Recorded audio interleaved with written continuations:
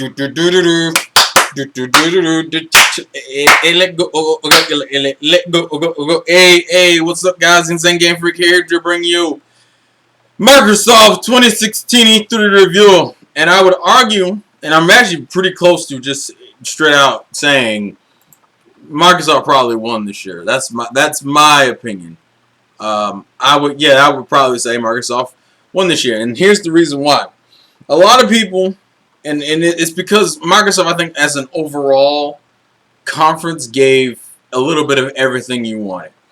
But that's just gonna start with it. The only thing I really want to knock off of the conference is probably the introduction of the Xbox One S and the Xbox Scorpio in the same goddamn conference, especially because the Xbox Scorpio undermines anybody new for buying the Slim, and people who already own an Xbox One don't have that much of a reason to upgrade as that unless you just want a tinier Xbox with a bigger hard drive, which, as we've learned since that conference, the one with the bigger hard drive would cost more than the $299 that is suggested, which I think is only for like the half a gig, like half a terabyte one, or is it the terabyte one?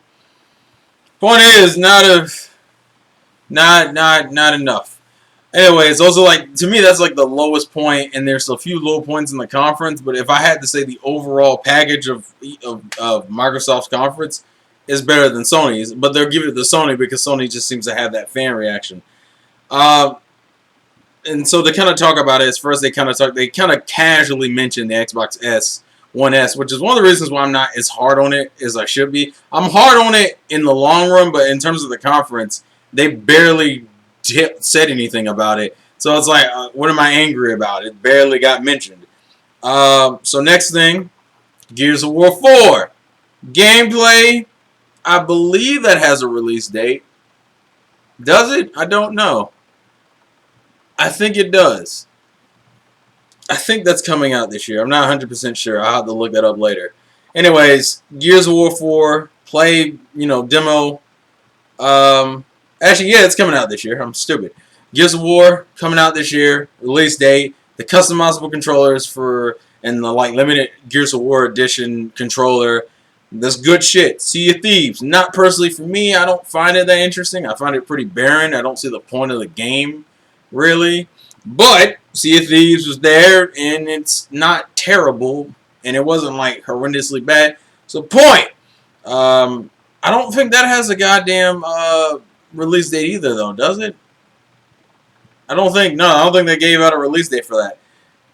Scalebound was probably the most disappointing fucking thing I looked at, because Scalebound literally is just a fucking...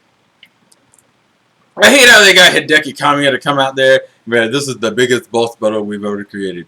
And then we see the boss battle, I'm like, dude, there are boss battles in Beautiful Joe that were cooler than that. That's ridiculous. Well, what's the premise of the boss fight? I run up, I beat the shit out of its shell for a little bit, the shell breaks off, and then I beat the shit out of its heart, and then it dies. So that's what you do with the biggest boss you've ever made.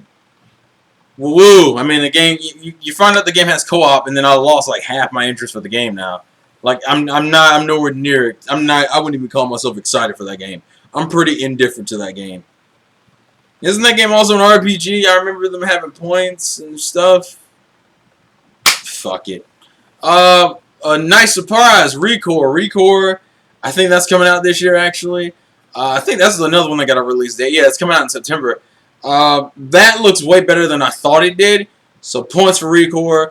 Final Fantasy 15 multiplat doesn't really matter. Although I will say Sony's shit was better than Microsoft's, because it felt like that dude was struggling in that demo. And the demo showed off a boss fight that, once again, I'm sitting in the back going, you know this guy's an RPG franchise, right?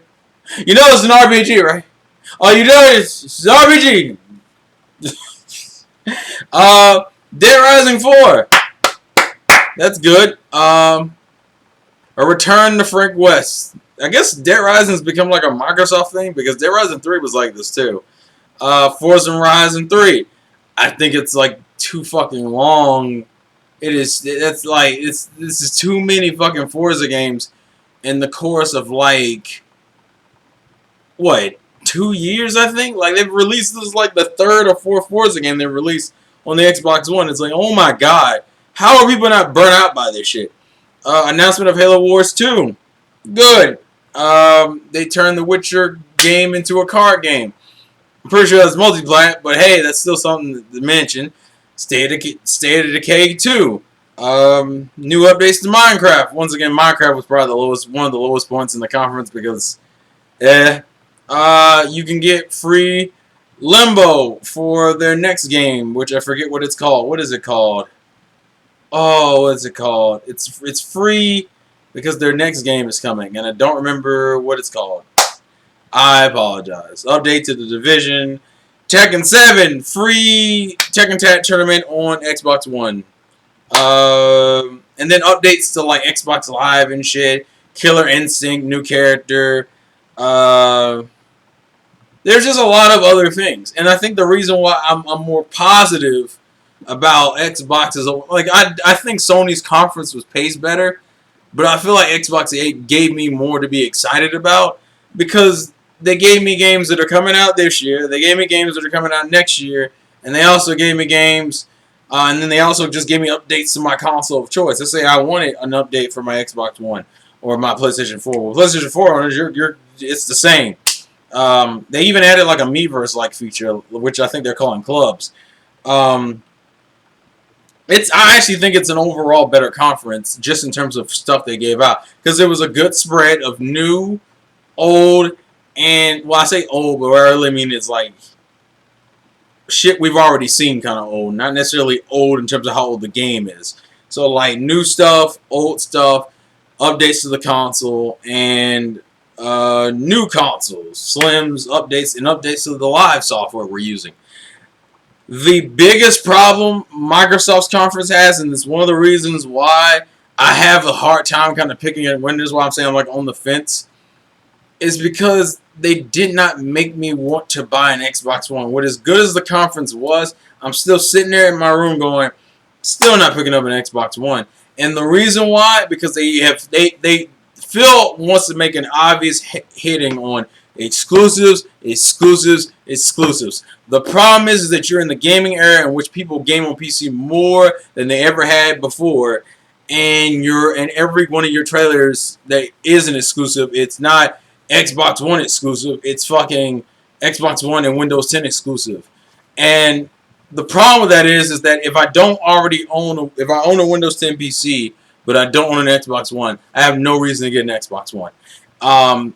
If I didn't have an Xbox One, and I had to make a choice between getting a gaming PC or an Xbox One, I'm more inclined to get the gaming PC because I know I'll end up using that for other shit on top of gaming, and it just seems like a better overall purchase.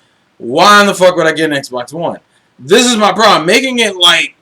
Having so many games, almost every one of your games shared on PC, makes me sit there and wonder, why in the fuck why would you buy the console? They've literally the biggest problem, and the reason why I kept going back and forth is because Sony at least makes me still want to get a PlayStation 4, but if I was talking just in terms of console content, I think Microsoft was overall better.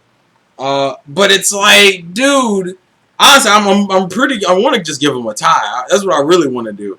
I want to just give them a tie because I really can't decide between it. Even though I probably would say Sony will win in the long run, I just, in terms of this year, I want to give them a tie. But it's like, dude, I have no reason to buy your fucking console.